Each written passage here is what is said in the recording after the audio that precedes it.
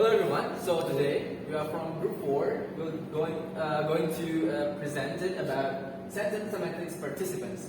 But before we start our presentation, let us introduce ourselves first. So starting from me, myself, my name is Radi and my student number is 211-202-1159, and my partner. Okay, my name is Ikade Adi Hanika. My student ID number is 211-202-1158. Okay.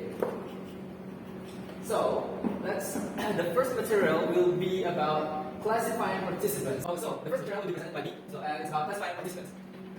So classifying a participant is how speakers may choose to characterize situations and express various degrees of commitment to the trail. And another set of semantic choices which face speakers seeking to describe a situation concern how the two portrayal roles of an entity evolve. So for example, as you can see on this screen, so Gina raced the car with Jack. So that's an example. And then number 2 is about the thematic roles.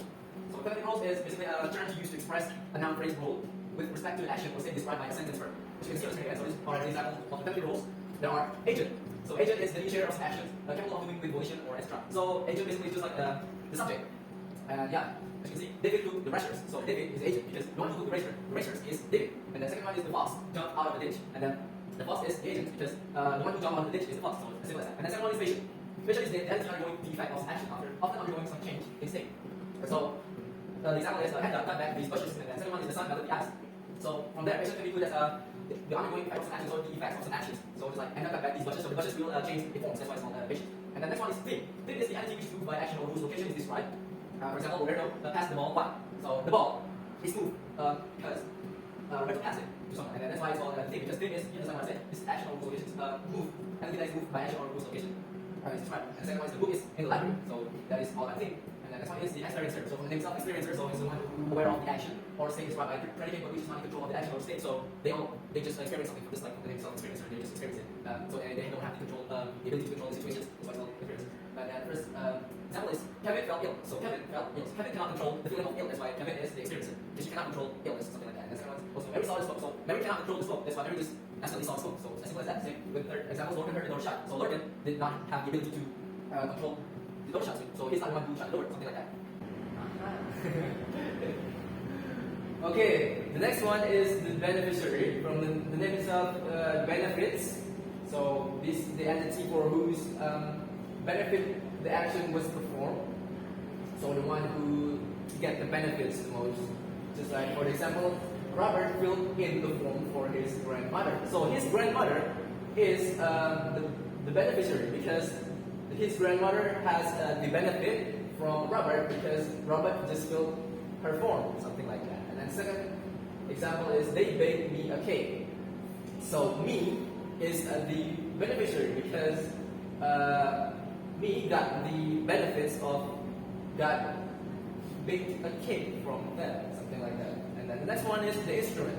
The instrument, as you can see, is means by which action is performed or something comes about. So from the name itself, the instrument, so it's something like about maybe tools, can be tools or something like that. So for example, simply the moon with an antiseptic wipe. So the instrument is an antiseptic wipe because it is the action that is performed or that is something comes about. So it's like she cleaned the moon. So she cleaned the moon with an antiseptic wipe. So antiseptic wipe is the thing that she used to clean the wound, something like that. And the second one is they signed the treaty with the same pen, and the same pen is the instrument, same with the first example. And the next one is about location. Location, from the name itself, is so easy, right? Because like everybody should know this because it's literally locations. It's about the place in which something is situated or take places.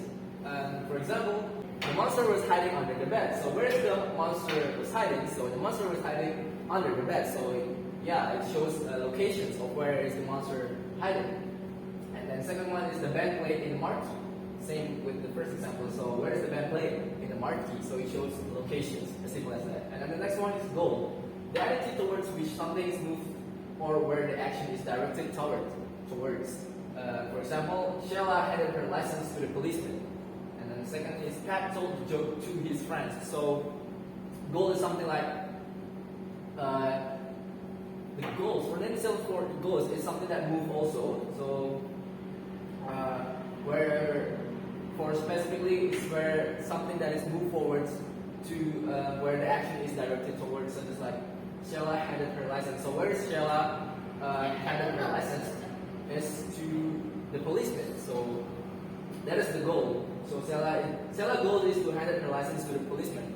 Same with the second example is Pat told the joke to his friend. So the goal is to tell the joke to his friend, something like that. And then the next one we got source. Source is the entity from which something moves.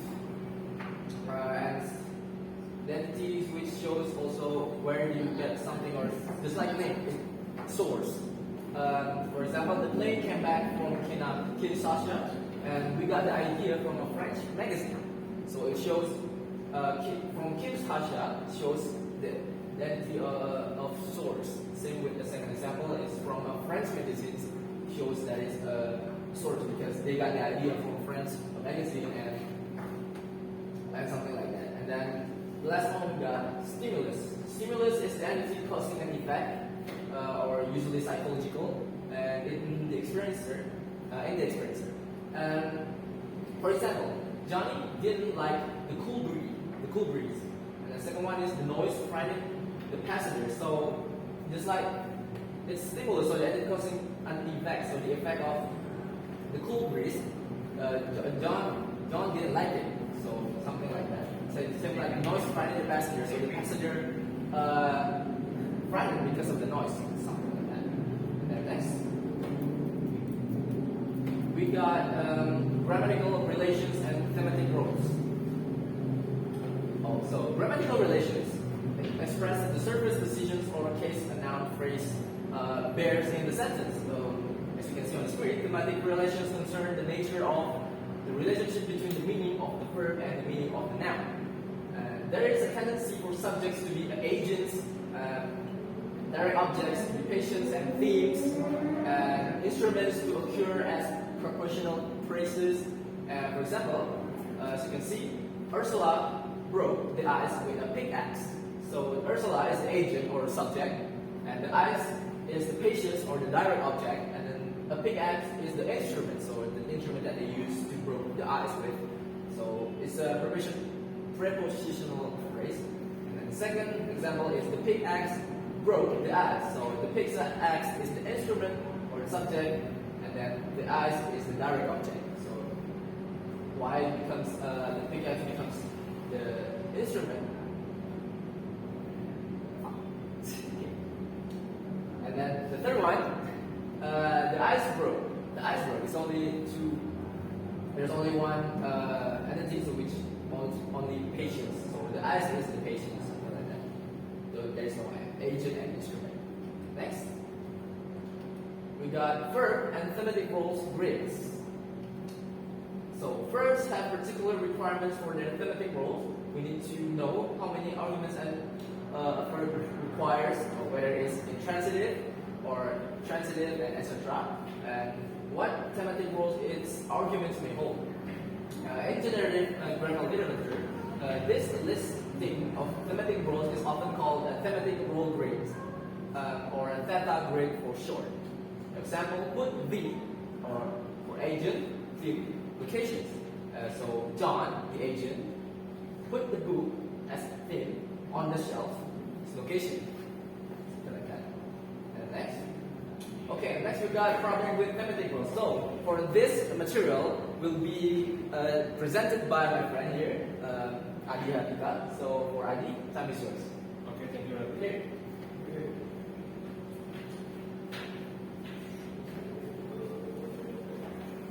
Okay, for the next topic is model problem with semantic rules. So, okay, for first, I will explain about limiting particular rules. So, the explain case will be to identify individual thematic rules for each verb. Thus, it will say that a verb like which gives us two theta roles, a better role and villain role. For example, the child asks the agent, Frank the mirror is asked the patient, with his toy is asked sort. For the next is how do we define theta roles in general. So according to Adobe 90 and 91, propose a solution where the theta roles are not semantic primitive, but are defined in terms of entanglements of the predicate. For example, X whether Y, X dominates Y, X interrogates Y. So X is mean that, for example, person A and Y is person B. Next is documentation for identifying semantic roles. So linguistics use semantic roles to describe aspects of the interface between semantics and syntax. In particularly to characterize the links between semantic and classification of its participant that is inherent in a verb. It has a meaning and the grammatical relation is works. For example, John felt the heat as soon as aircraft door was opened. Next is, okay, for the first, there are four. The first one is the argument selection principle.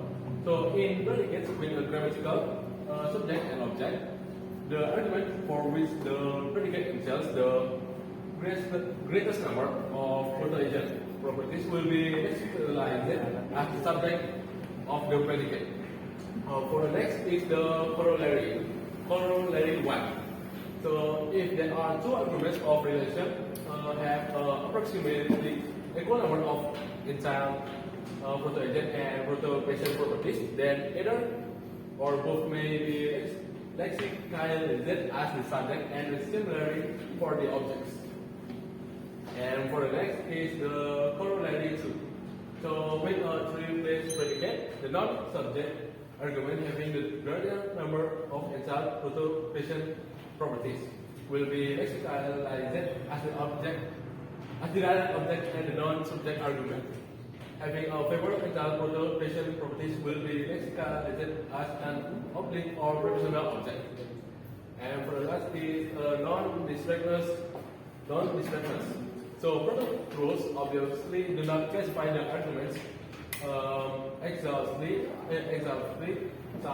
That means that some arguments have neither a role, or they may claim that they some arguments may share not the same role, or basically that means some arguments does not qualify partially but equally for both proto rules.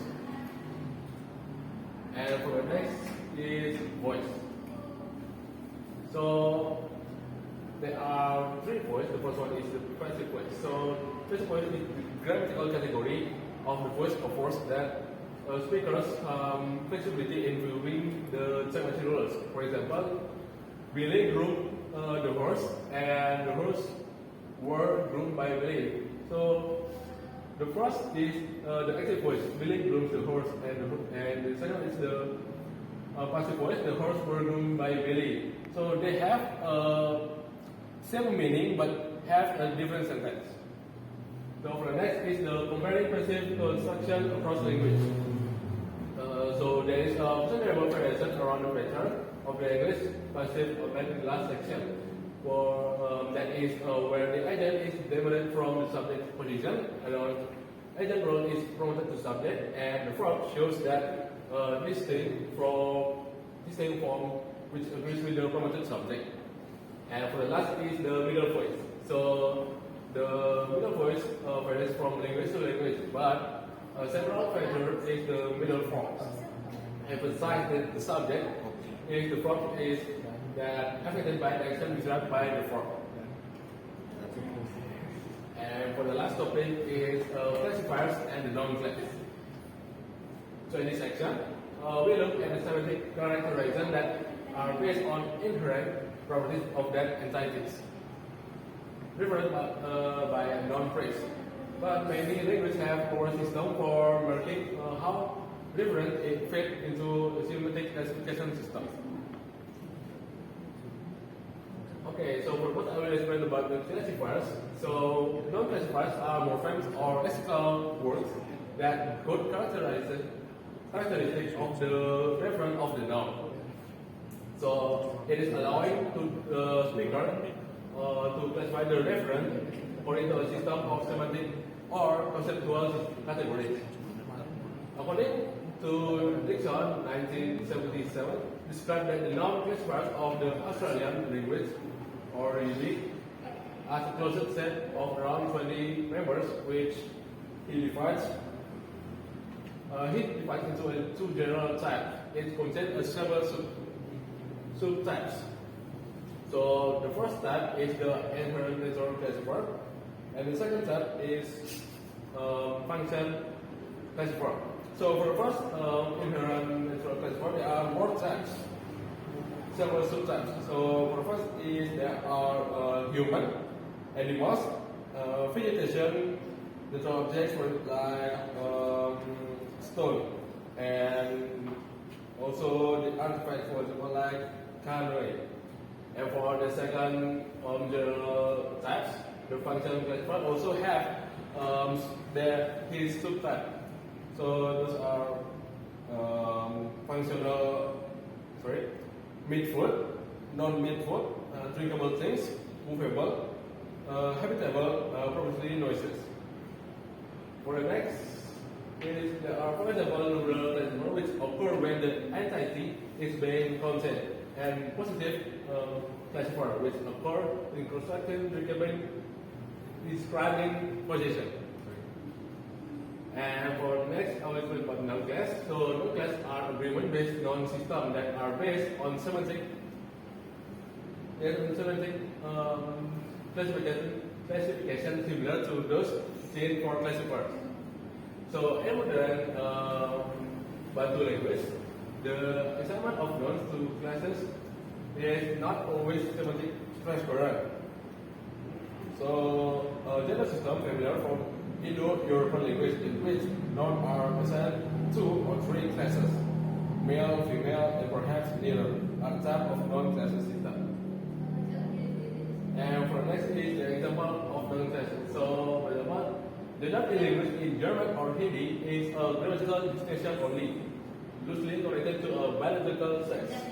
So humans and animals may be a typical assignment to genders on the basis of biological sex, but other nouns are assigned by a mixture of criteria of which have no semantic basis. Okay, I think that's all the matter of semantic participant. So I'll give to Radi. Okay, thank you, Adi. So yeah, that is all about our presentations, about our materials, and we are from Group 4. Thank you for listening to our presentations, and that is also, yeah, thank you. Bye-bye.